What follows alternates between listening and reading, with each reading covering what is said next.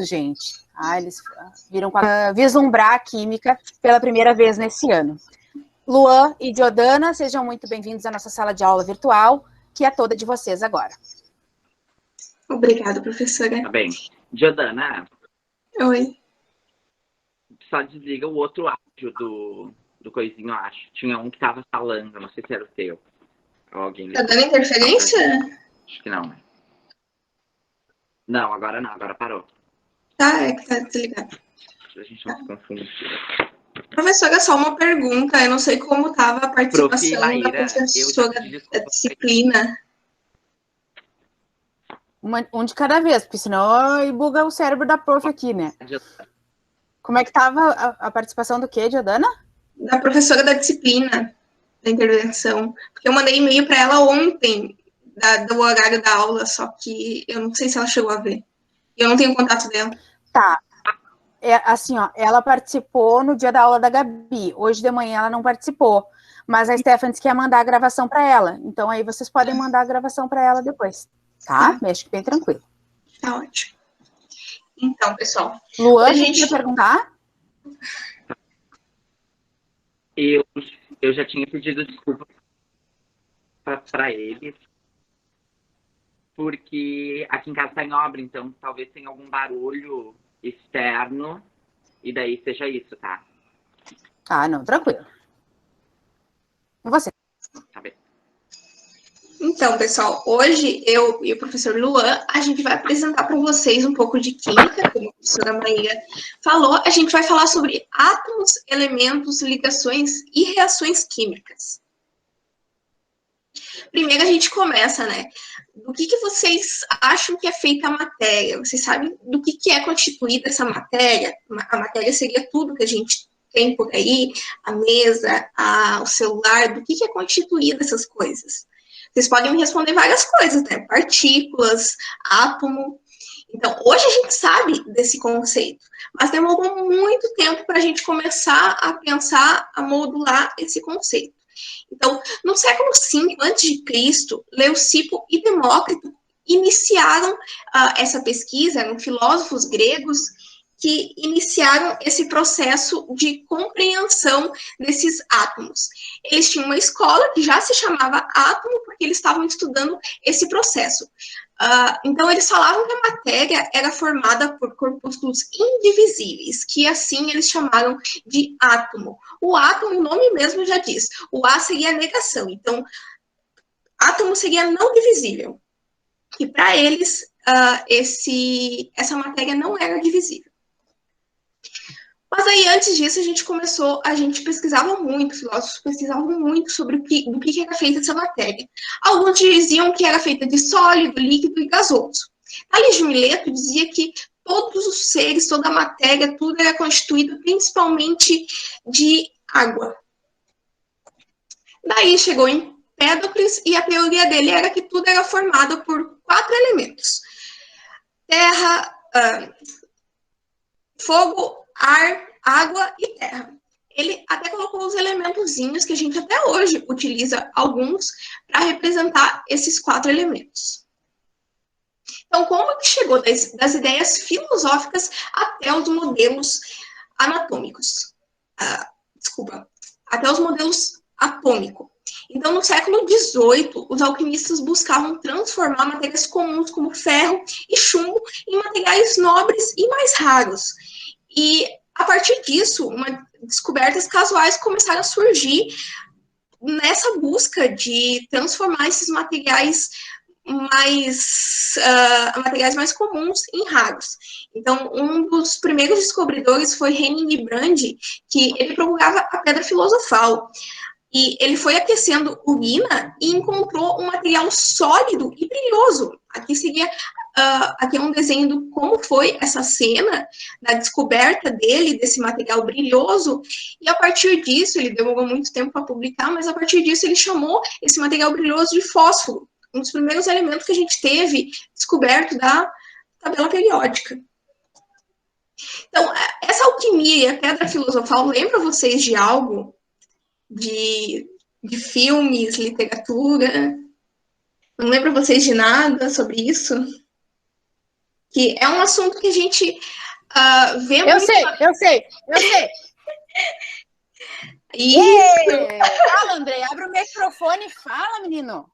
isso. Eu ia ficar Harry muito Potter. decepcionada com vocês se não Irmão do soubessem. Príncipe. Então, Muito bom. a gente tem Harry Potter, que o primeiro filme da saga fala sobre a Pedra Filosofal. Então não é só ficção que vive esse mundo dos bruxos. A gente conseguiu ver na saga de Harry Potter essa Pedra Filosofal, que ela não é só ficção, ela teve muito mito no século XVIII na procura dessa Pedra Filosofal por alquimistas. E na saga Harry Potter, um alquimista consegue criar essa Pedra Filosofal, daí tem toda aquela história, quem não assistiu é uma obrigação. Tô brincando, não é obrigação, gente, mas é bacana assistir, porque não é só... Não é obrigação, mas é quase um pré-requisito, né, Dilda? É quase um pré-requisito, né, gente? Isso, Nicolas Flamel, que criou essa pedra filosofal. E o que era essa pedra filosofal, né? Como no mito do século XVIII, ela transformava qualquer material em ouro. Mas também ela dava ai, meu Deus, me ajuda nessa palavra, professor. Ela dava... Jovialidade.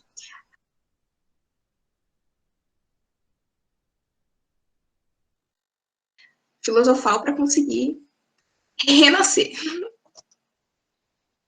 Então, daí a gente volta para as teorias atômicas.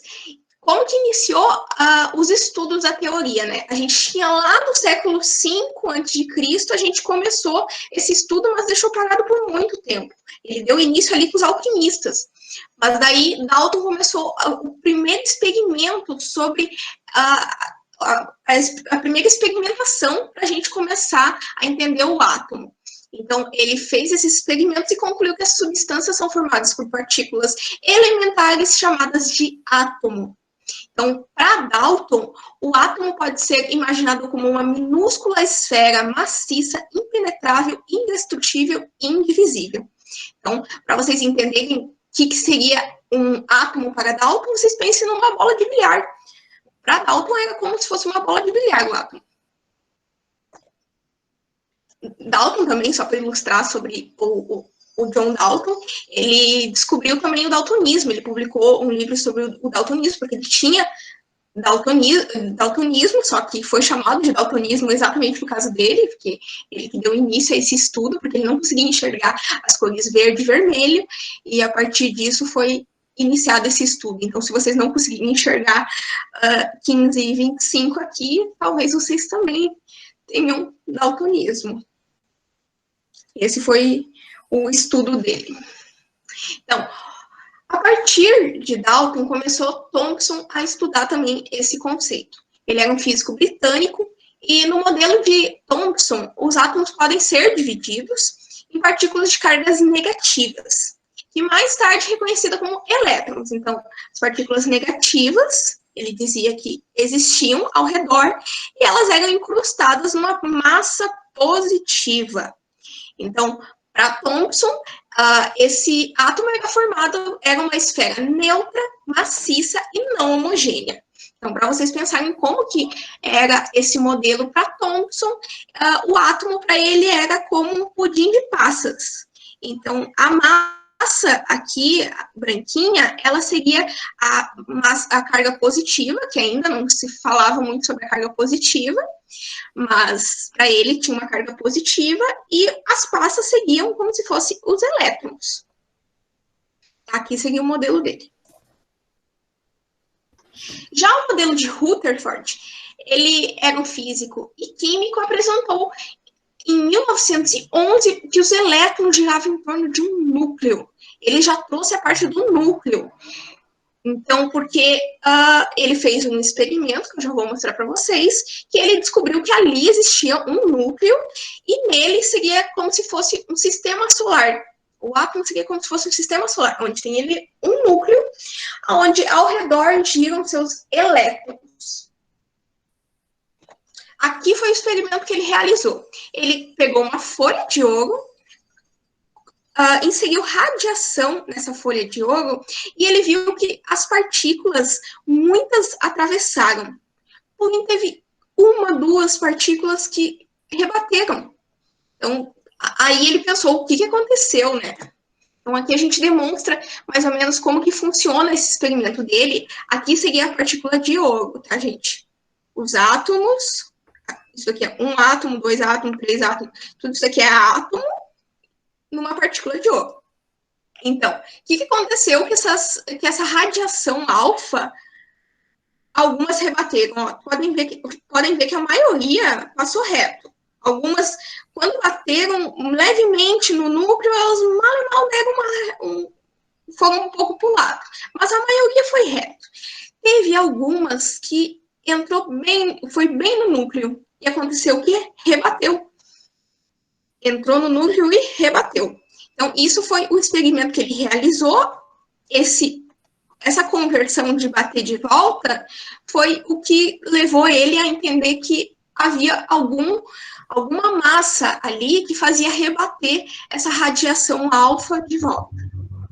Então, constatou-se que a maior parte da massa de o átomo se concentra num núcleo, que rebatia as partículas alfa no sentido contrário do bombardeio. Depois de Rutherford, veio Bohr para complementar as lacunas que Rutherford não conseguiu preencher. Então, ele falou que a quantização da energia atômica. Cada elétron apresenta uma quantidade específica de energia. Os elétrons se movem em uma órbita, as quais são chamadas de estados estacionários. Então, eles absorvem a energia, esses elétrons, e saltam para uma órbita mais distante do núcleo. E daí, depois que eles descarregam essa energia, eles se estabilizam. Os níveis de energia ou camadas eletrônicas acomodam um número determinado de elétrons. Eles são designados pela letra K, L, M, N, O, P, Q. Bohr conseguiu complementar essas camadas que Rutherford só falou que havia um sistema ali de eletrosfera, só não conseguiu quantificar essas eletrosferas, quantas camadas haviam. Então, como que funciona a estrutura do átomo? O átomo é formado o núcleo de prótons e nêutrons, e sua eletrosfera tem elétrons. Eletrosfera, elétrons, já dá para compreender melhorzinho. Tá travando aí, prof?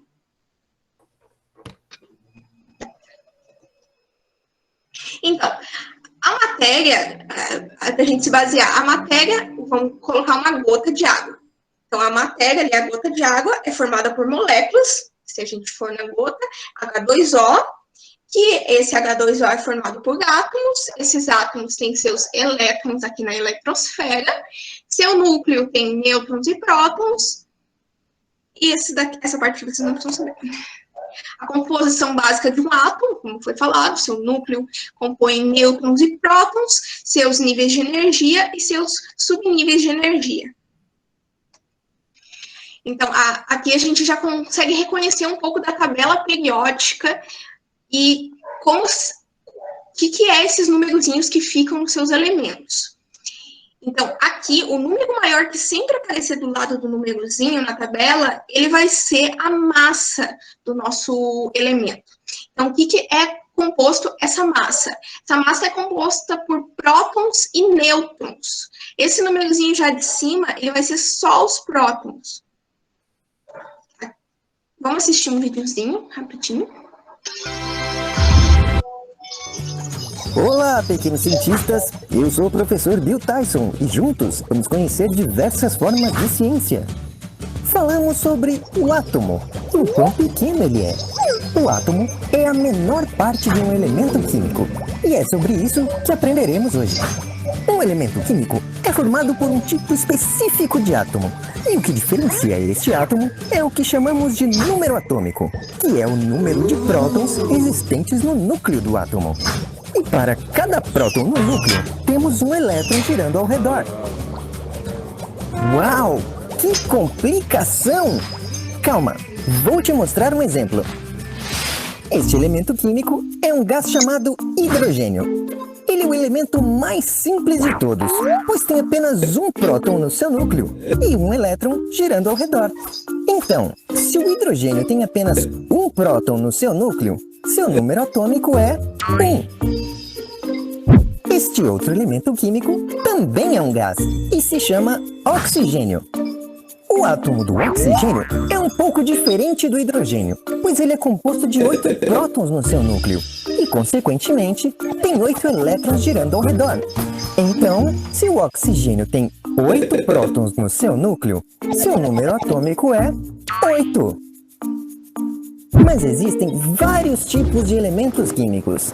Hoje, conhecemos 118 elementos, organizados em uma planilha que chamamos de tabela periódica. Durante muitos anos, vários cientistas tentaram organizar uma tabela periódica, até que em 1869, um químico russo chamado Dmitry Mendeleev organizou os elementos de acordo com seu número atômico. E em 1913, um outro químico inglês chamado Henry Moseley propôs algumas alterações na tabela de Mendeleev e montou a tabela, os padrões de organização que conhecemos hoje. Falando em organização, vou colocar as coisas no lugar por aqui. Este laboratório está uma bagunça. Por hora é só, pessoal. Nos vemos. Então, gente, para ilustrar melhor essa parte que foi falada até no vídeo, aqui, ó, a gente tem o menor númerozinho que fica em cima. Ele é o Z, que é os prótons.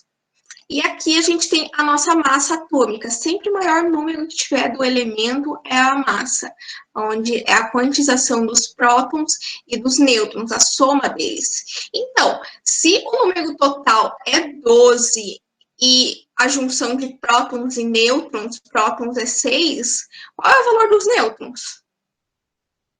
Vocês sabem me responder? A massa atômica. Isso mesmo. A massa atômica do nêutron, a massa do nêutron é 6. É só diminuir o valor que a gente tem aqui, dos prótons, e menos o valor total que a gente tem no número de nêutrons. Vou pegar aqui meu computador.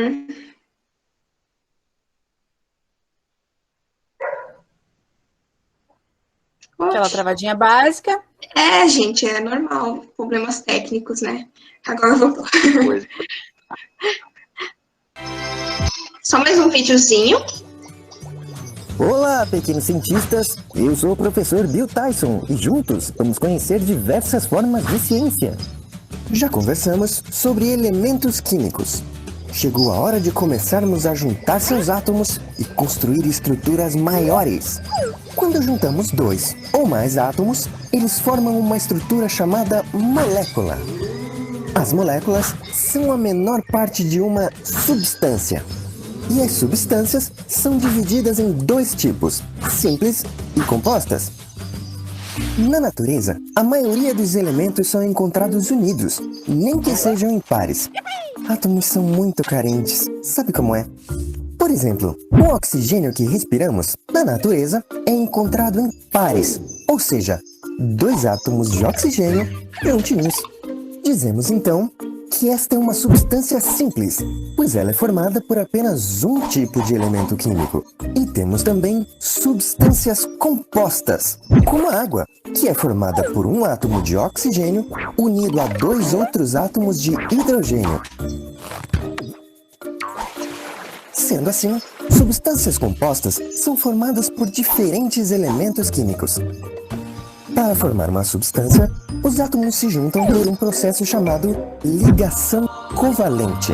Átomos adoram elétrons, então para fazer a ligação, eles compartilham pelo menos um elétron cada um. Assim, eles podem se juntar e formar uma molécula.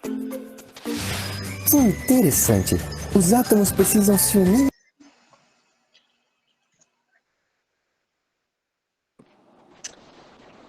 Aí. Então, recapitulando, né? As descobertas do elétron, do próton e dos nêutrons. O elétron, ele foi descoberto por Joseph Thomson, os prótons por Ernest Rutherford e o nêutron por James Chadwick. Passando de um. Então, como a Jordana já explicou, o que são átomos e sobre as suas 3 partes. Nessa parte, nós vamos falar sobre uma característica dos átomos, que são as cargas elétricas. Quando falamos sobre os átomos, nós podemos observar as suas partes, que são os prótons, os elétrons e os nêutrons. Cada uma dessas partes, ela tem uma carga elétrica diferente. Os prótons, ele tem carga elétrica positiva, e por isso ele é representado pelo símbolo D+, né, significando o positivo. Os elétrons, eles possuem carga elétrica negativa, e por isso eles são, o símbolo dele, né, é negativo. Já os nêutrons, eles não possuem carga elétrica, então logo eles não possuem símbolo também. Pode passar, Gil.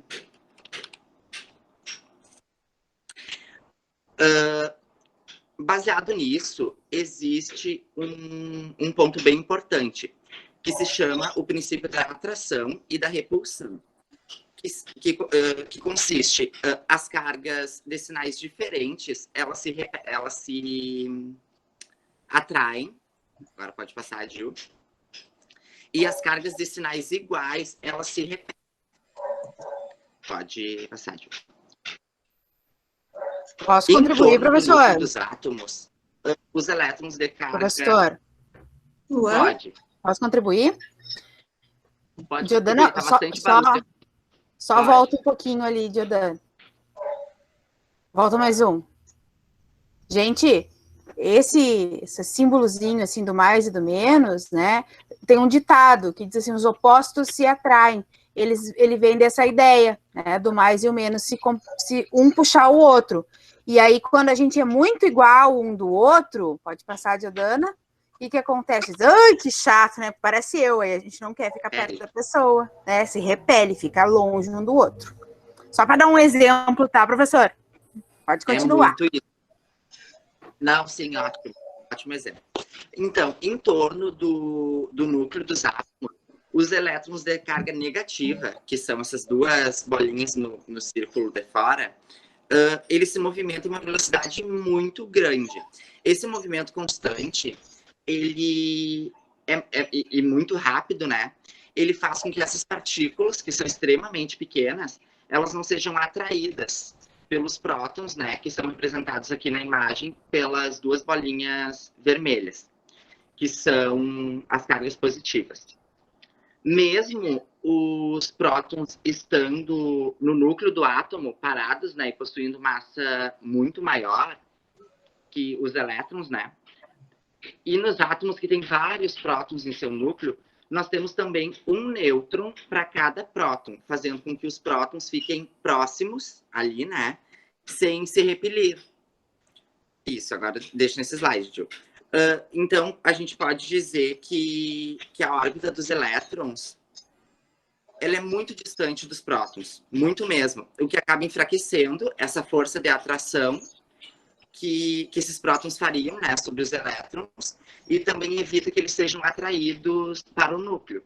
Então, para a gente ter uma noção, se a gente imaginar que um próton é do tamanho de uma bola de futebol, e a gente colocar esse próton no meio do campo de futebol, bem no meio, num estádio tipo imenso, por exemplo, Maracanã, não sei se vocês conhecem, o elétron mais próximo, ele estaria girando ao redor do estádio, tipo lá fora, ao redor do estádio.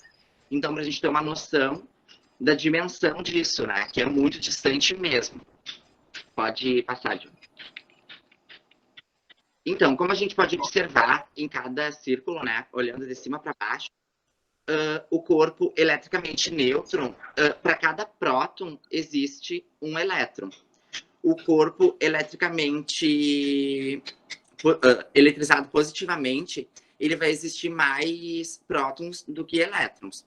E o corpo eletrizado negativamente, ele vai apresentar mais elétrons do que prótons. A gente pode observar ali nas imagenzinhas. Pode passar, Gil. Então, a unidade de medida da carga elétrica no SI, que é o Sistema Internacional de Unidade, então sempre que vocês verem esse símbolo, significa que o SI, né, é o Sistema Internacional de Unidade. que é representado pelo símbolo C, que é em homenagem ao Charles de Coulomb, que é essa homenagem ao Charles de Coulomb.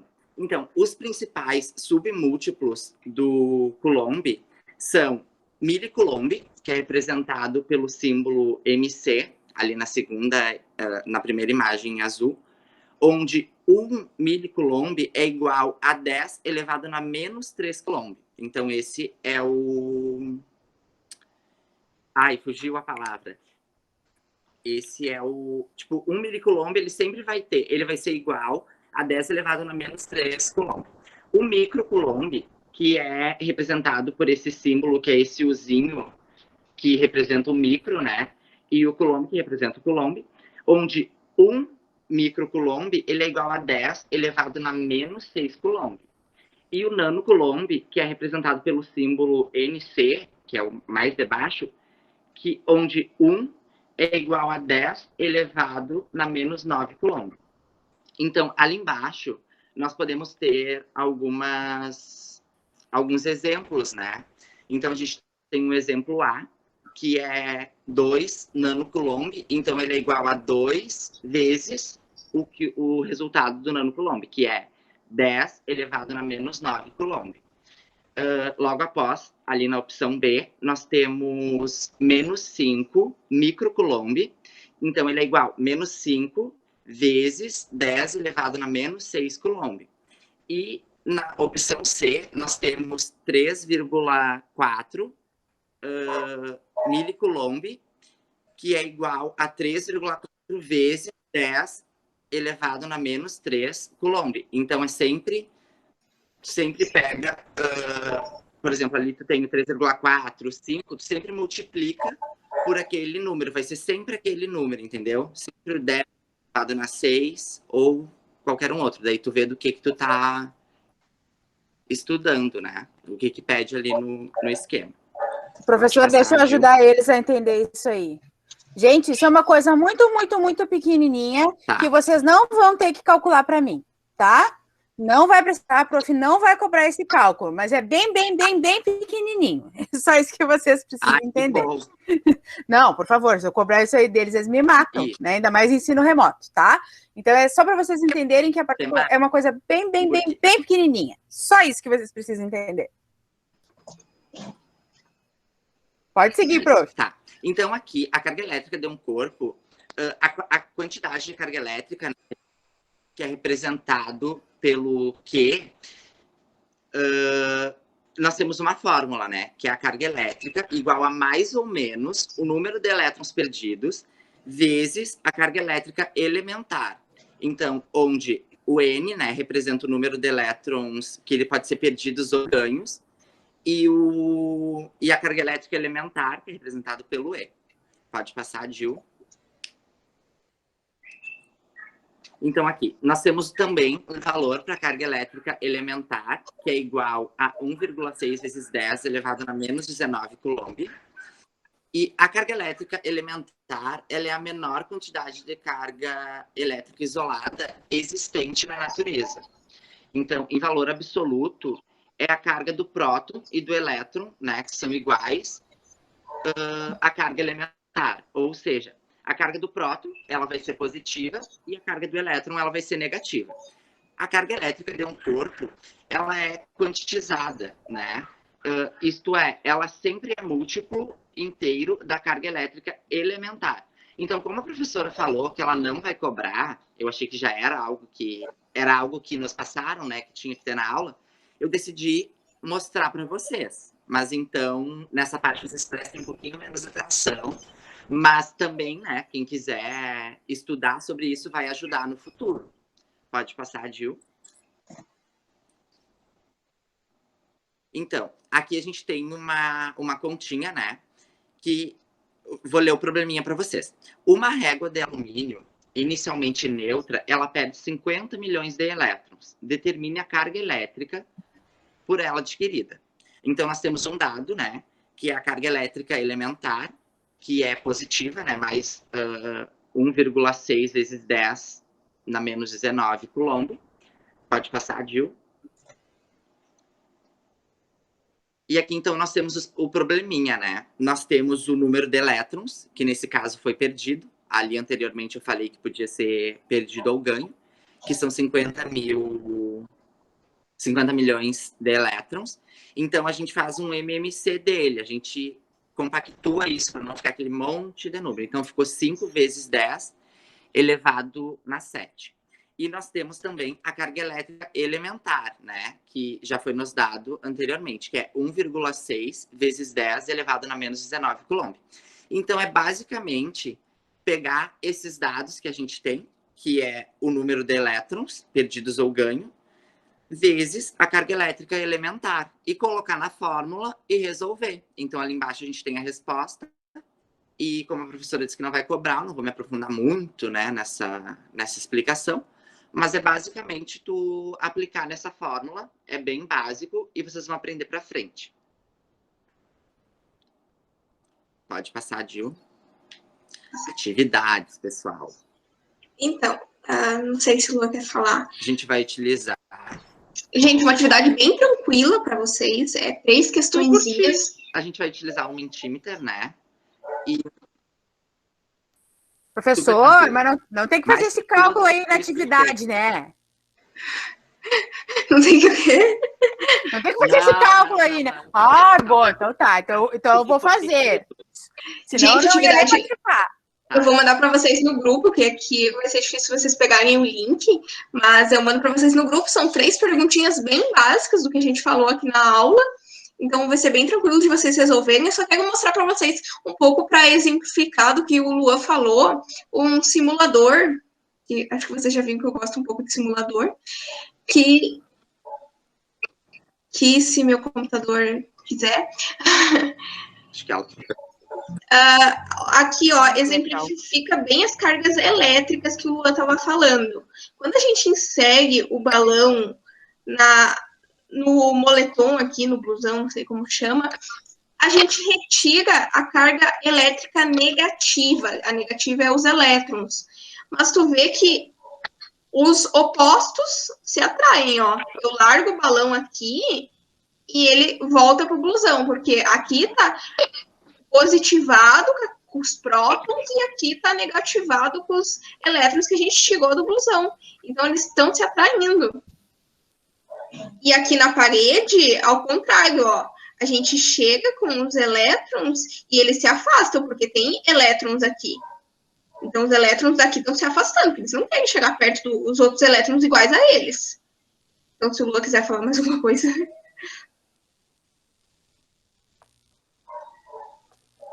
Lua? Jordana, tu tem como falar essa partezinha que o moço tá quebrando a calçada aqui? Falou o quê?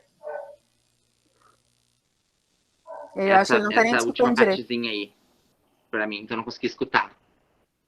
Tá, enfim, gente, Agora ele parou de quebrar. É isso, ó, as cargas que o Lua estava falando, a gente tirou as cargas do moletom, ela ficou aqui no balão e ela se repuxa. É o poder do empuxo. Como é que é o nome? Eu acho que o Lua não estava escutando.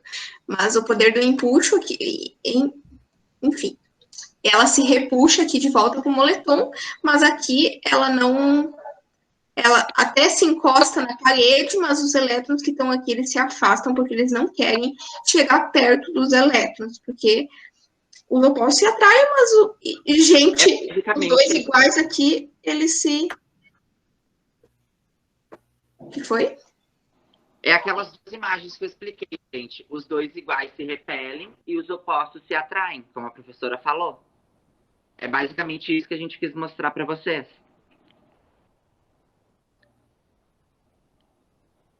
Não sei se a Gil tá me escutando. E é isso. Se vocês quiserem fuçar mais, né? Tá. É basicamente isso, aquelas duas imagens lá que... Tu pode mandar o link do simulador ali também. Eu mando sim, eu vou mandar agora as atividades para vocês, a gravação da aula e o link do simulador. Ótimo. Excelente. E é isso. Dúvidas, pessoal?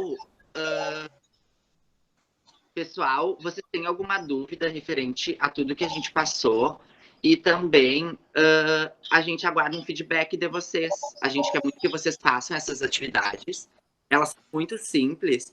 E vocês nos mandem o que vocês acharam disso, porque vai ser importante para a gente saber se vocês conseguiram adquirir, né, algum conhecimento com essa aulinha, que embora seja pequenininha, acho que dá para entender algumas coisas. Tá, então nós vamos combinar assim, ó. Já que vocês, a atividade de vocês é só o Wordle, né? Eles têm. Wordle não, é Mentimeter, né? Desculpa. Não, é Wordle. É o Wordle? Uhum. Ah, tá, é o Wordle. Eu vi ali, é por isso que eu. É um joguinho? É. Tá. Então vocês têm só que responder lá o jogo dos profs. Então eu vou pedir que vocês façam Não é o Word, André, é o Wordwall. É um jogo, É um joguinho didático que a gente realizou para vocês, mas são 3 questões. Vou mandar 3 links. Vocês entram, coloquem o nome de vocês completo, para depois eu não confundir um com o outro, e daí respondem as 3 questõezinhas. São 3 links diferentes. Vocês entram em cada link, respondam, coloquem o nome, e daí eu recebo depois essa resposta. Um joguinho online, tá? E aí eu vou pedir que vocês peguem o caderno de vocês de ciências, coloquem a data, né? Coloquem o título da aula, depois a prof vai mandar ali os slides que ela usou, né? Aí vocês colocam o título da aula e coloquem os pontos que vocês consideraram mais importante, tá? Então, é vocês que vão olhar, vocês vão olhar o material, não é para copiar o material todo, tá? É só para vocês colocarem o que vocês acharam de mais importante. Até porque tem algumas coisas que os guris falaram hoje, que na próxima semana vão ser importantes para a aula que vocês vão ter, tá? Essa questão da atração e repulsão e tudo, então vai ter continuidade. Então, coloquem isso no papel, né? A importância ali das partículas atômicas, tá? Façam um resumo, um mapa mental, como vocês preferirem. Tira a foto e manda para mim, tá? Para eu avaliar vocês essa semana, até segunda-feira que vem, para fazer o jogo dos profs e a minha avaliação. Pode ser, gente?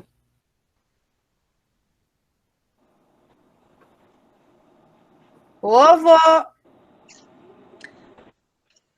Eles estão assustados. Acho que eles fugiram. É tudo muito simples, pessoal. Não precisa se assustar, é muito simples. Eles responderam agora, todo mundo. Sim, tá bom. E a gente vai retomando, tá?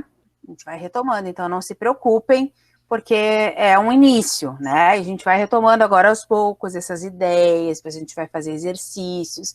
Sim,